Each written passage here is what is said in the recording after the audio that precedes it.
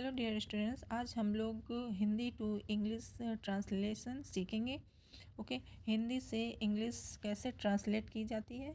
तो यहाँ पे एक छोटा सा पैराग्राफ आप देख सकते हो और उसको इंग्लिश में ट्रांसलेट किया गया है। तो इसी पैराग्राफ को हम लोग समझेंगे। ओके, ये जो इंग्लिश में ट्रांसलेट है किया हुआ पैराग्राफ है, इसको मैं आप लोगों को एक्सप्लेन करके बताऊंगी।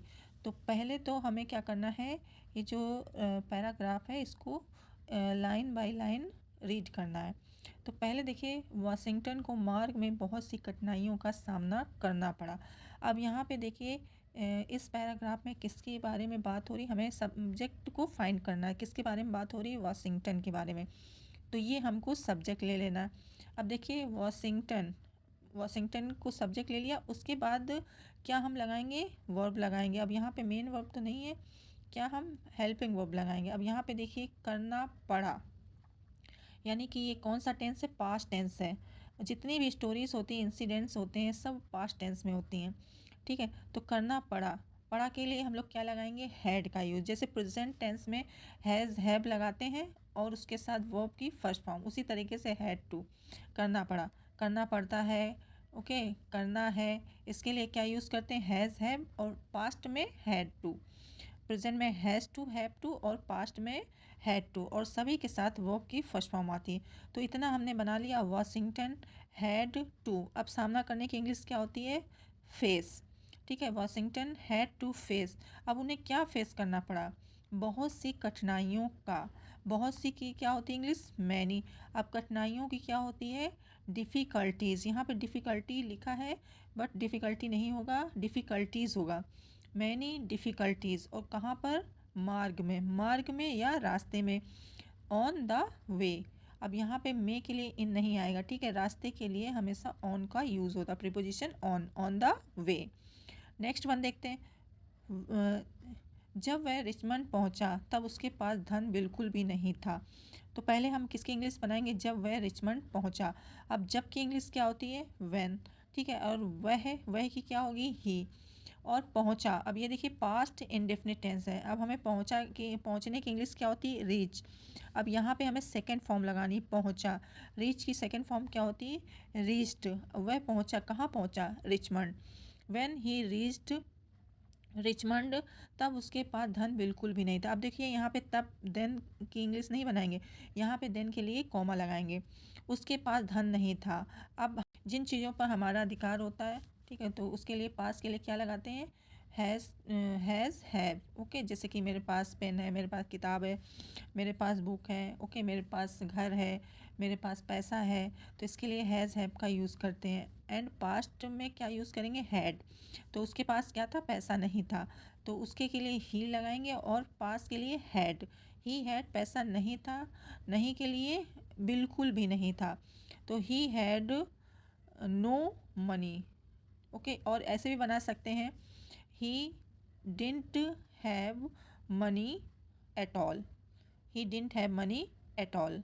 ओके, ऑल हिज सॉरी, उसका समस्त धन मार्ग में ही समाप्त हो गया था। अब उसका, उसका किसका? यानी कि वॉशिंगटन का। तो कैसे इसकी इंग्लिश बनाएंगे? उसका सारा, ऑल हिज मनी, उसका समस्त धन। पहले समस्त यानी सारा धन, ऑल उसका, हिज धन की, मनी, और था की क्या लगाएंगे? वॉज। ठीक है, समाप्त होने की, स्पेंड। स्पेंड की थर्ड फॉर्म, स्पेंड की third form spent. Okay, all his money was spent. अब यहाँ पे देखिए, स्पेंट आया है, ये थर्ड फॉर्म आई है, वॉज वर्ड के साथ थर्ड फॉर्म आती है, क्योंकि ये पैसिव का सेंटेंस है। All his money was spend, और मार्ग में ही एक बार लिख चुके हैं ऑन द वे, तो सेकेंड टाइम नहीं भी लिखोगे तब भी चलेगा, फिर भी मैं बता दे रही, ऑन द वे।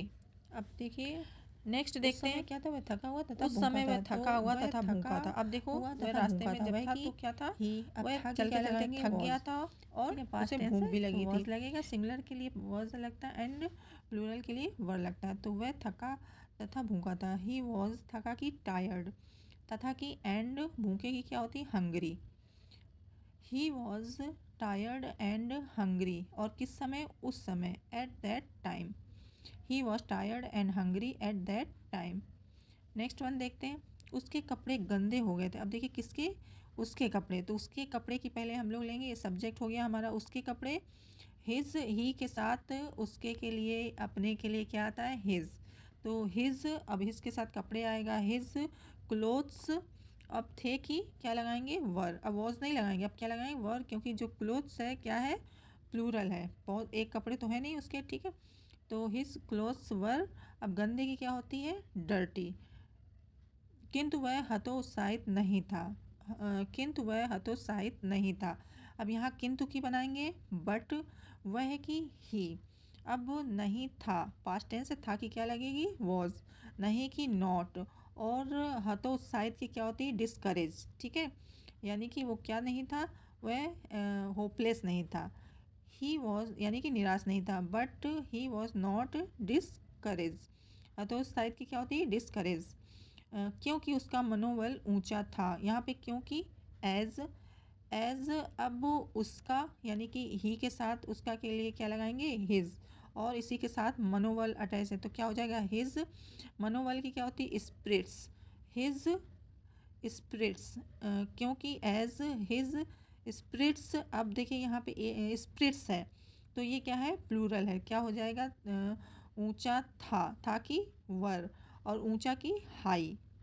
तो but he was not discourage as his spirits were high. मतलब मनोबल कैसा, यानी कि वो बहुत डिटरमाइंड था, डिटर।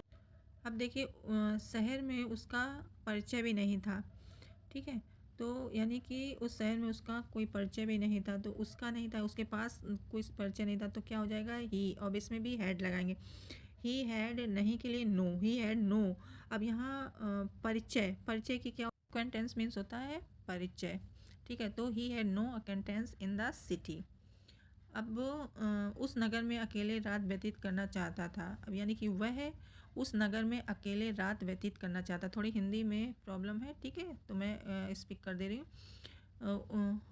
उस नगर में वह उस नगर में अकेले रात व्यतीत करना चाहता था, तो वह चाहता था, वह की क्या होगी, ही। अब चाहता था यानी वांटेड, चाहना, चाहती है, चाहता है, उसके लिए वांट आता है, और अगर पास्ट की बात करें, चाहता था, चाहती थी, तो वहाँ वांटेड हो जाएगा। तो ही वांटेड। अब देखिए वांटेड क्या वो करना चाहता था, व्यतीत करना, व्यतीत करने क्या होती, पास। तो वांटेड है, अब सेकेंड वर्ब आ रहा तो क्या लग जाएगा, टू।